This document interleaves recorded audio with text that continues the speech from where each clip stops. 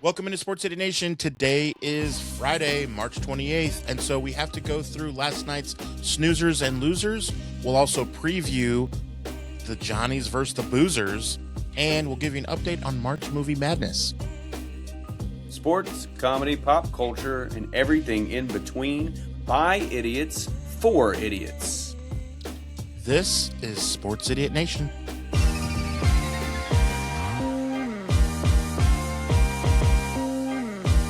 Sports, comedy, pop culture, and everything in between. Welcome back, sinners. This is Season 2 of Sports Idiot Nation. Welcome in. It is a Friday in March, the month that never ends, but we're quite all right with it. Although our brackets are not quite all right, we're kind of just in it for the madness at this point. T.I., those games last night, the first two, we'll talk about them first. The first two really were obviously better, but overall, man, good night of college basketball. Yeah, first two games were great. You had to tip in with 0.7 seconds left on the clock. I thought 0.7 seconds would leave Texas a chance for a last second shot. Obviously not, just joking there. But Nebraska, Iowa, a bunch of corn-fed, majority of ball players there. Big Ten representing all over this whole tournament. Big Ten is pretty much taken over all sports. They've won the hot college hockey. They won. The women did. I don't think we had the men's yet, but wrestling, college football. It looks like they're probably going to possibility of winning the college basketball. Yeah, Big Ten is all over the place. So, but yeah, the latter games, Arizona just looks impossible to beat. I think you and I both picked them to win the. Yeah, you and I picked them both to win the whole tournament. So we're looking good there. But Houston, you do have a problem. Houston, you do have a problem.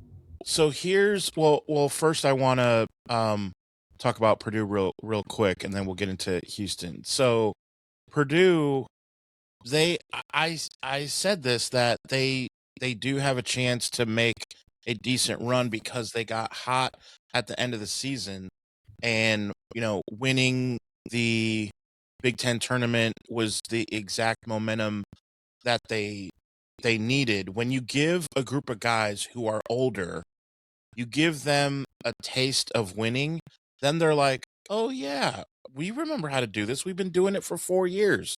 We got this. And now they're just steamrolling. Now, they didn't steamroll Texas by any means. They were losing in the second half. It was never out of hand, obviously. But Texas showed tremendous fight. And if their big guy didn't get in foul trouble, they probably win that game. He had 4 fouls early in the second. That's not a recipe for success with your most dominant player. So I think that's what did them in. Purdue typically in the past where they fail is they usually have a maximum of 3 white guys on the court at a time, and that usually is a recipe for failure. So usually anytime two white boys are fine, but if you have 3 white boys on the court at one time, you might not win the game. And it looks like they figured that out. So Boilermakers are chugging along. I see their cheerleaders holding up signs that says "choo choo." Kind of like, Purdue, let's get rid of that. That's kind of lame. Choo choo. I'm not trying to feed a toddler here. I'm trying to watch some basketball. Thomas the Train. You're like, oh, or the little engine that choo could. Choo. Here comes the train. Open up. Here comes the choo choo.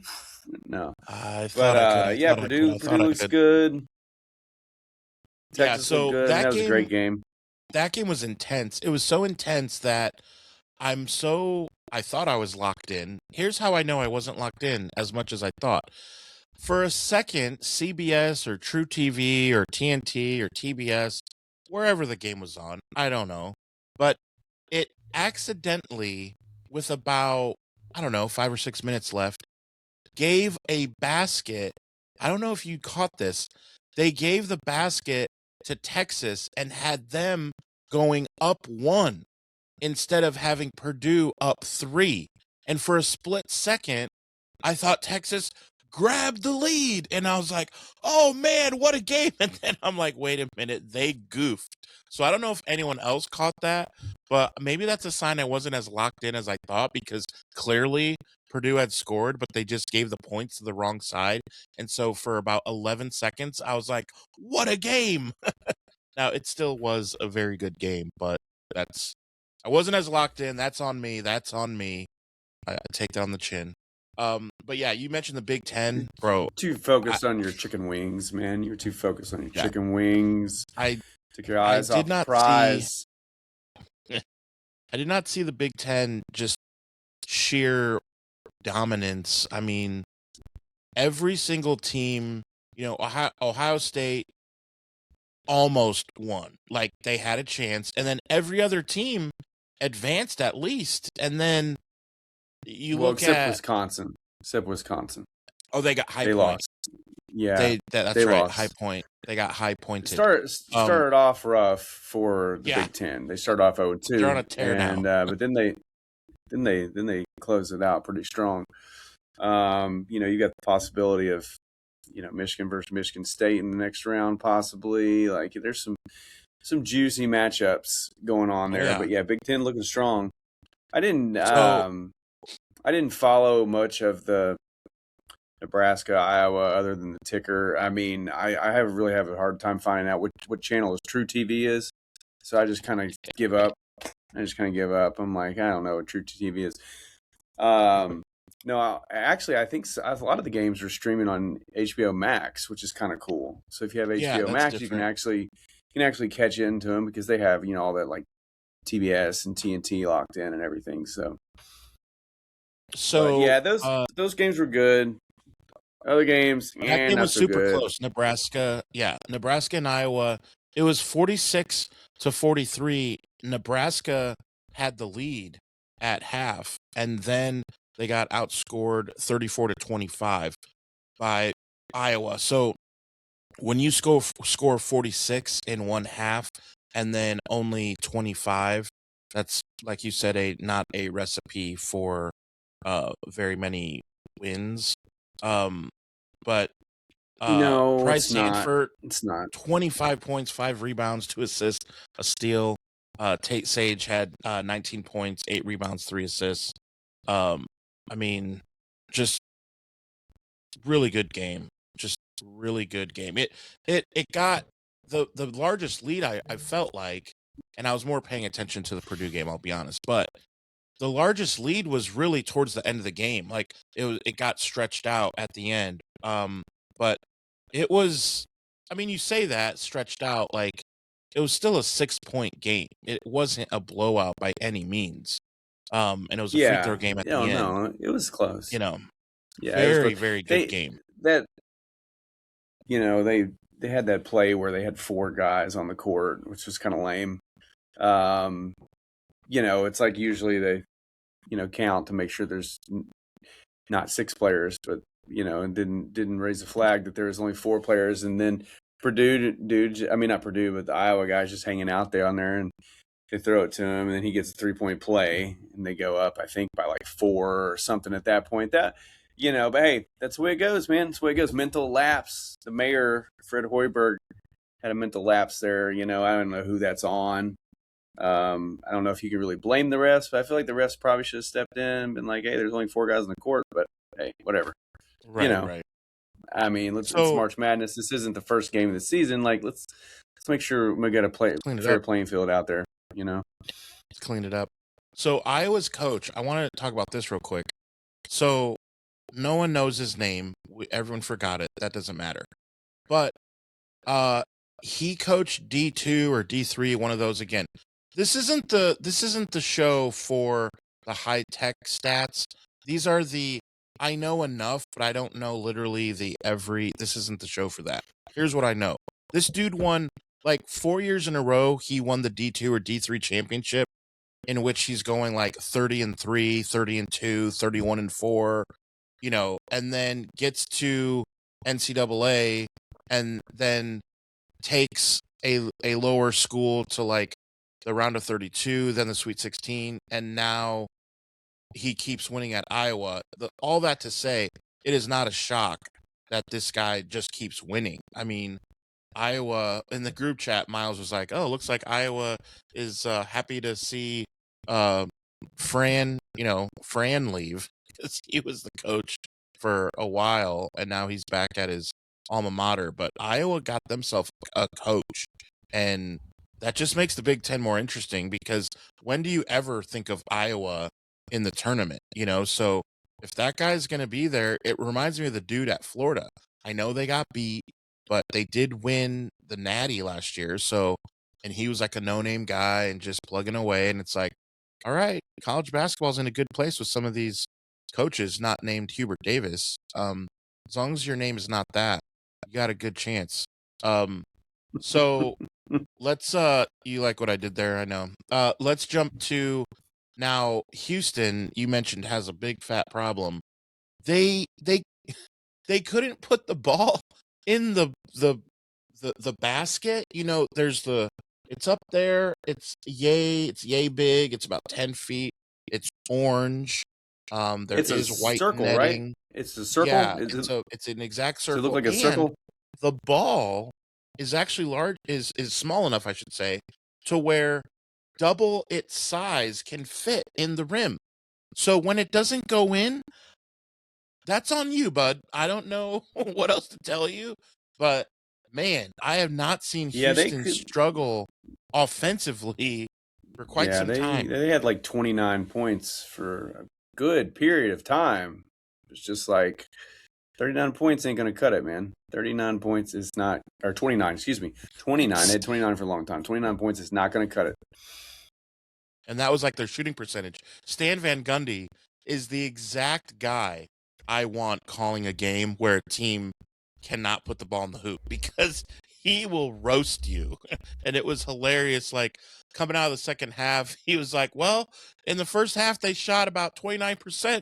In the second half, and you think he's going to say, oh, in the second half, it's getting better. Like that's the tone. And he's like, in the second half, well, it's actually worse. It's 25%. I'm like, oh, Van Yeah. Gundy, yes, my man. Like, they just could not score. Defensively, it wasn't terrible, and I do like, what do you think of Peja Stojakovic's son kind of getting some limelight here and like being like, he's not the guy, but like he's a guy and he is like worth noting. It's fun to see, I think. Yeah, for sure. For sure. I mean, it's cool to see the NBA legends continue. I mean, he's not necessarily a, legend, but Stojakovic was a great player. Yeah. He did enough in the 90s. So yeah, man, it's good to see the bloodline continue. I want to see that clip. Dad, what were you like in the 90s? And it just shows Peja hitting threes. Yeah, over and over. Mm-hmm. Yeah. But yeah, Houston, thanks for fucking up my bracket. Appreciate you. Had you going to the Final Four. You were my one non-1 seed that I had going to the Final Four. I was like, surely we're not gonna. Well, no, I take that back because I didn't have Florida going either. I have Duke, Arizona, Houston, and Michigan. I think is who I had going. In Michigan. So yeah. So I've got So basically, Duke was. I had Houston beating Florida in that bracket. So, but now neither of those teams are there. So but I mean, whatever. I mean, like I said, you can't sit on 29 points for most of the game and then expect to win in the NCAA tournament. So, but Arkansas made enough points for Houston to borrow some points. Arkansas did not. Could have shared. They ran into what is known as a buzzsaw. That is how you pronounce that. That is what that's called. just a complete buzzsaw. I mean, we're not shocked. We both have Arizona, so like we're like, yep, par for the course. Let's go. But I mean, Yeah, I think they're the I don't know if I best saw team. that. They're the most complete team. Yeah, They're the most complete team. I mean, Arkansas got hot at the right time, but they couldn't hit any threes, man. They couldn't hit any threes last night. They started off, I think, 1 for 9 from downtown. That ain't gonna work. That ain't gonna work. yeah, I know the name of the got game is ugly keep early. shooting, but if Arizona is just outpacing you and they're hitting their shots and you're 1 from 9 from 3, probably don't keep shooting threes. Because each time you miss it, they're flipping the court on you. They're coming down. They're getting 3-point plays. They're hitting a three. They're getting a dunk. They're getting a give and go, like tomahawk jam. Like one thing that we'll say, there were a bunch of dunks in that game, which was exciting. Arkansas had a lot of putbacks. They got some big dudes. So I mean, that's the Calipari way. We know that. Like he always gets a lot of one and done dudes. Right. Which a Cuff will be one. He'll be a top 5 pick in the NBA. We know that. Yeah. He's a great scorer. I mean, he had some crazy games this year. I mean, he scored 49 against Bama. We saw him in the first round just going off. Wait. Had the game against High Point going off. But I mean, either way, it all comes to an end for the SEC. Granted, I think they still got Tennessee tonight, so the SEC still has 1 team left, I believe. So we'll see. let's get into that. So I want to talk about the biggest time since Coach K has retired, in which I have said to myself, it would sure be cool if Coach K was coaching right now. It's tonight. So you have Rick Pitino and St. John's versus Duke. That is where I like, John Shire, bro. Like, okay. And Duke, is the 1 seed. They're supposed to win. But I think deep down we're all kind of rooting for Pitino. Because the thing is, even if you don't like Rick Pitino, you're like, oh, he's a crook or this, whatever. You definitely don't like Duke because they always just won. So, I mean, St. John's, Pitino's when fine, have they done man. something? Yeah, Pitino's fine. I mean, he's a great interviewer. Like hearing him talk. Him and Grant Hill, had that interview where they were talking about the game, talking about the shot, and Pitino was talking about how great it was to be involved in that game. Of course, he would have rather see Kentucky win, but he took the blame a lot too. of people probably would have gave him bad coaching. Yeah, so he told him, just don't foul him. Probably should have fouled him. I mean, maybe not. I don't know if they had a foul to give, but I think he was more so worried about fouling him on the shot than it was get a foul in general. But I don't really remember. I don't have the box score next to me to know if they had a foul to give. But if they did have a foul to give, they should have laid his ass out. But Christian Leitner. Yeah, they made that documentary. Actually turned out to be a pretty cool dude. He was just like playing the character. Like, that's fine. You guys want me to be this, spoiled white boy? I can be that spoiled white boy and make you hate me. But he was actually a pretty down to earth dude. Came from a hardworking family, blue collar family. So yeah, I kind of like Christian Leitner after that doc. Gave me a whole different perception of him. Yeah. Old basketball heads will appreciate this joke. I don't know if you will or not. What do you get when you order Christian Leitner off Temu, Cherokee Parks? Yeah, Cherokee Parks or any of these other ACC. He even looked like him. Like he even looked like a not as handsome version. I mean, North Carolina's had some of those bozos too. Eric Montross, like, yeah, there's been some silly guys come through there. I mean, he's from Indiana. They get the credit, but Eric Montross is. Yeah, he was supposed to. It was a big deal. He was supposed to play at IU, and then in those days, IU was halfway decent. Obviously, so was North Carolina. I mean, they were really good, but yeah, that was like a big deal. I think Eric Montross. I hope I don't get crushed too much in the comments of people from Indiana, but I want to say he went to the same high school as Conley and Greg Oden. If not, I feel like it was the same conference. So they would have played. They were different times, but like if they were in high school, they would have played together or against each other if they were the same age. But um, I believe that is the case in Indy. Greg Oden, what a tragic career for him. Yeah, looking 50 when he was 16. Very tragic. Yeah, so the way his NBA career went, I'm surprised he wasn't drafted by the Grizzlies. So, Duke, Johnnies, who do you got, man? Who you got in this game? I got the Johnnies. Oh man, I'd like to see St. John's win, but I don't think they do. I think Duke's gonna. I don't think they're gonna handle it. I don't think they're gonna run away with it by any means. But I think when it gets down to the stretch, they know they can't let St. John's be in the game, much less have a last second shot. So yeah, I've got Duke. I just think Duke and Arizona are the two best teams in this tournament. And that's who I have in the championship is Duke and Arizona. So, that's where I think it's headed. Of course, I could be wrong, but I would like to see St. John's win just for the sake of the tournament and just to see, St. John's do something. It's pretty cool to see Pitino get them on the map. But yeah, I got Duke. Duke by at least 5, probably.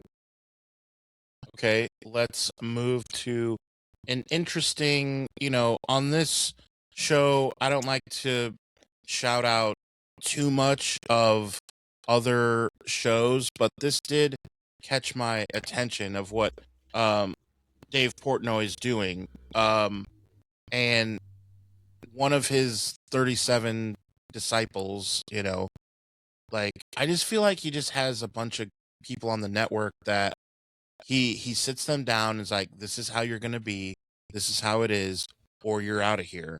And they just say, okay, Dave. And I don't know if that's all terrible, because if me and you and Miles hit it big and we have our like Sports Idiot Nation areas we have one in Seattle and Tampa Bay and New York, and we have a group who's going to run a podcast, we may do the same thing, right? Like we would instruct our team, like, all right, you can cover whatever you want as far as New York, but we want you to hit this and this because, whatever reason, right? Like we're still in charge. So I get that to a certain degree, but it just comes off as like, they're just yes men. But anyway, one of these guys, I don't remember his name. It doesn't matter. Alabama fan. And he was yelling at Dave when Bama won their last game and talking smack about Michigan. And so I don't know if you saw this. There's a bet that if Bama wins, on the spot, Dave Portnoy is doubling his salary and immediately signing him to a 10-year deal on that doubling his salary. But if Michigan wins, this dude has to go on a podcast with someone who he hates, and he has to do a weekly show for a year. Now, that risk reward is like, that is the biggest no-brainer. Like, you're telling me I would have to do a podcast with like a Rams and Dodgers and Lakers fan who doesn't like me, and I have to podcast with him for a year? Or if it goes the other way, you double my pay and instantly do that for 10 years?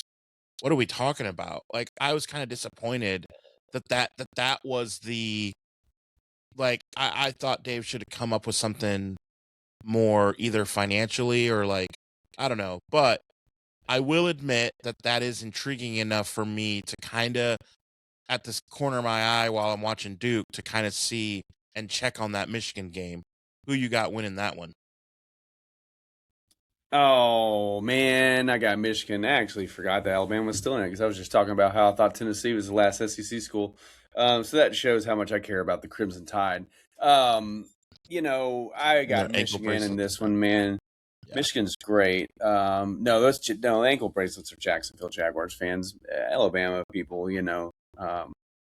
mean, I don't think they have a problem with ankle monitors. They're just not very smart.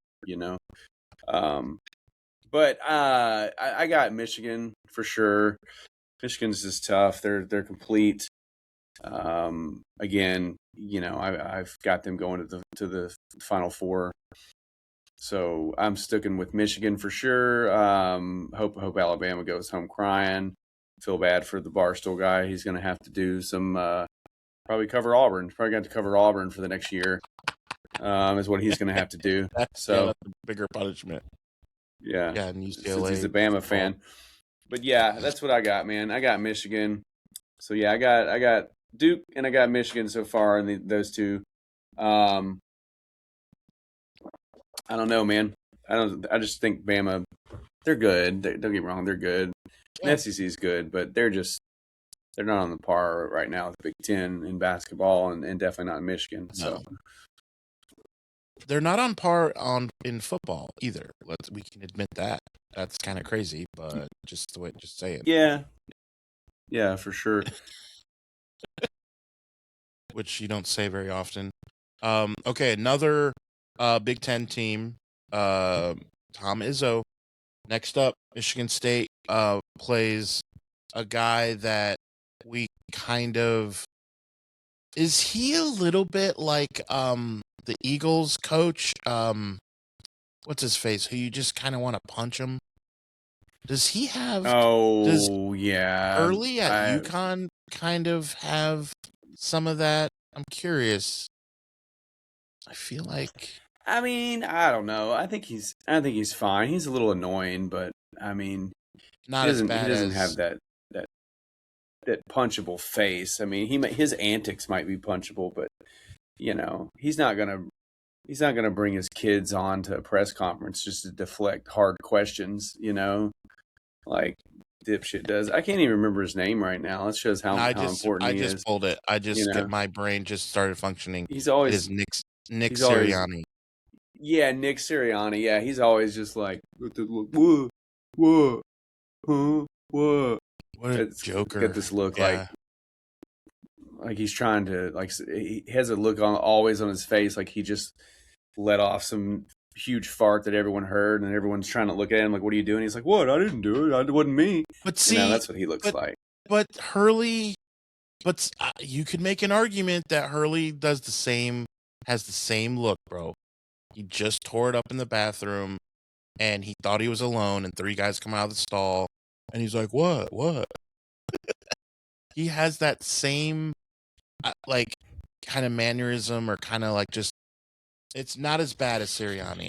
I'll admit that, but you would rather see Izzo win, right, than him. Yeah, of course. I've got Michigan State winning. I don't think UConn's good enough. They're good. Don't get me wrong, but I don't think they're good enough to knock off Michigan State. They barely beat UCLA without their best player. Can we reflect on that? I mean, come on.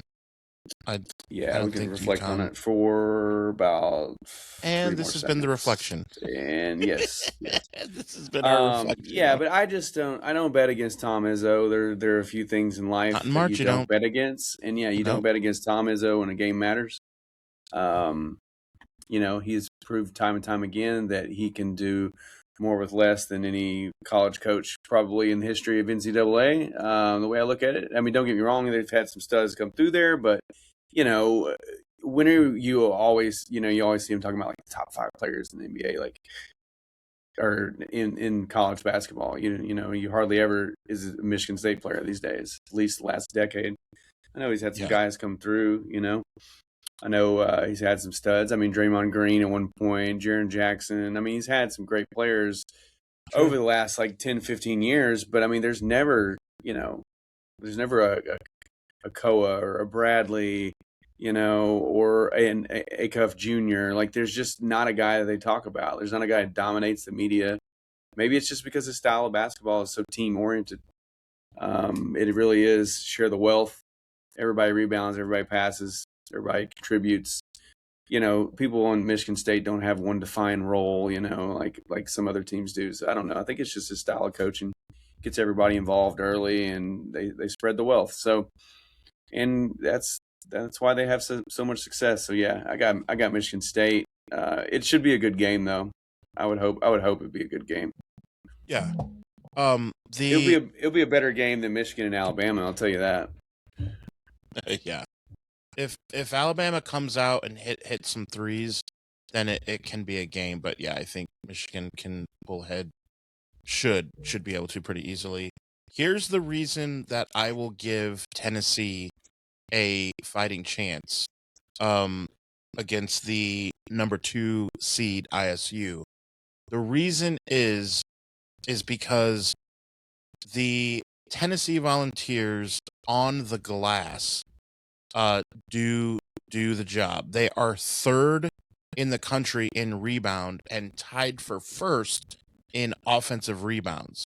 So to me, that could that's the one thing that I want to look at the end of the first half of that game, and it's the last game of the night, so there's nothing else going on by the second half or whatever.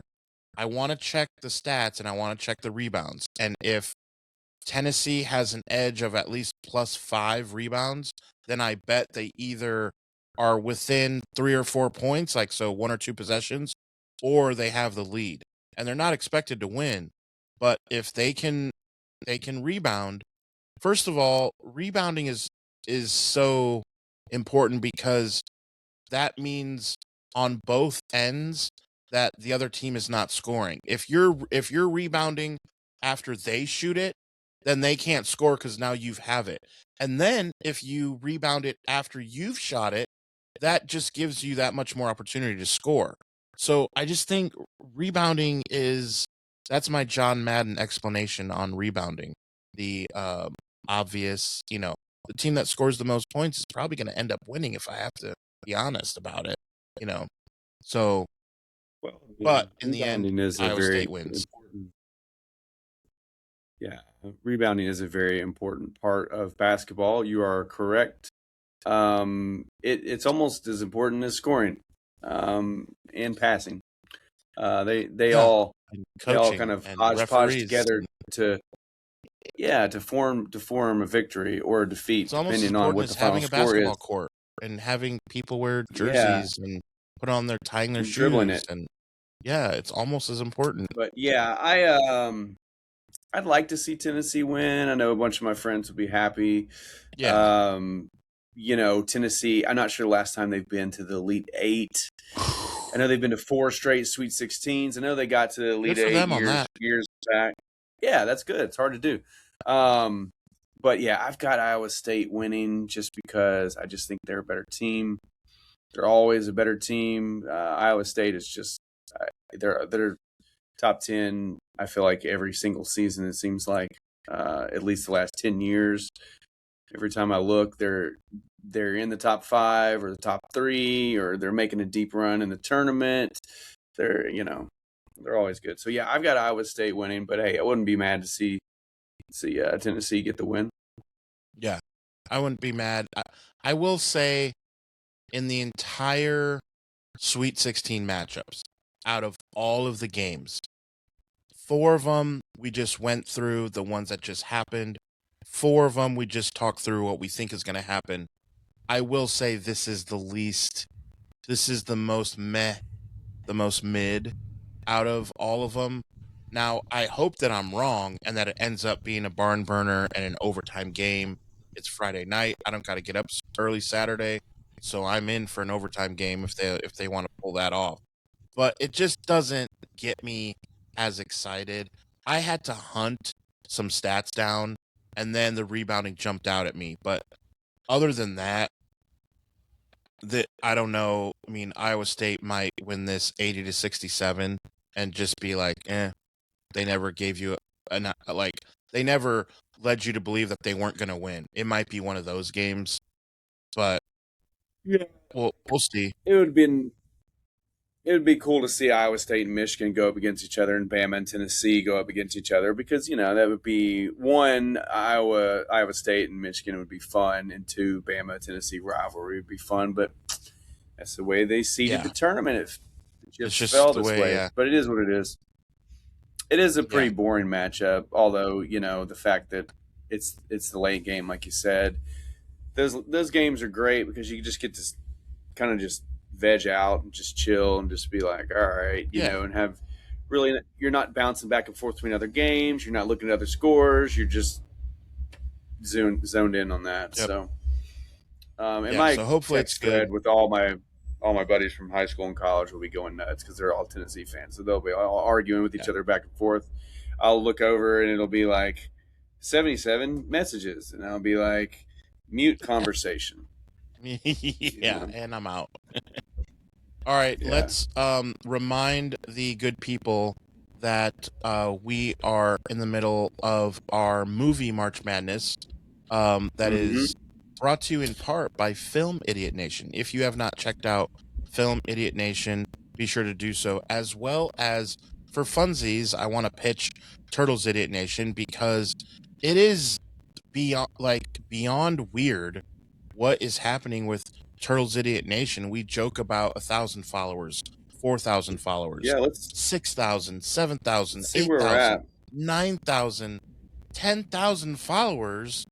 Like, is within seconds of you watching this podcast. I mean, it's crazy. Let's see where we're at right now. We are at 9,883 followers. So by the time you are watching this podcast, whether you're watching on your lunch break, whether you're watching it on your drive time home from work, whether you're watching it when we air it in the morning, just started it. We will be there. Yeah, as a joke. Yeah, it's so this month we have got 3.9 million views. We have 3,267 net followers. Just this week we've had almost 1,800 followers and 1.5 million views. So pretty wild. That's all. No big deal. So be sure to follow. Film's doing well. Yeah, film is doing well. Film's had like 400 followers this month. So we got that going good. Like Adam said, we've got the March Movie Madness bracket. We are next video. We will be moving on to the Elite 8. So stay tuned for that. We got some heavy hitters in there. I'll be sharing the bracket later today on Film Idiot Nation and Sports Idiot Nation. So be sure to tune in. Hey, guess what? I didn't tell you this. Guess who texted me? Well, no, he commented on one of my reels that I shared from one of our March Movie Madness episodes. I shared a reel and he commented and said, "Oh, I got to come back on with you guys and talk movies." Is a one Alex Marino. So I'll reach out to him. I thought you were going to say big movie buff. Yeah, dude, let's have him on. I thought you were going to say Keanu Reeves commented, but that's fine. Alex is my cool. Bad. Yeah, he'll Alex do. Is cool. At least he's a Marino. I thought it was Keanu Reeves. It's all right though. But yeah, be sure to tune in, man. Be sure to follow along. Follow us on Film. Follow us on Turtles. Turtles is fun, man. We've got reels going crazy. I've kind of found a little hack there. People like to watch the old cartoon, man. So, we'll see how long that ride lasts. It's going crazy, man. So let's ride it to 25,000. Let's do it. New episodes of Sports Idiot Nation come to you every Monday, Wednesday, and Friday, which means we will see you Monday. Thank you for watching this episode of Sports Idiot Nation. Remember, we are on all social media and on YouTube, and the podcast can be found on Spotify and Apple Podcast. Remember, new episodes are every Monday, Wednesday, and Friday. And remember, because you watch Sports Idiot Nation, you would be the smartest idiot in the whole world.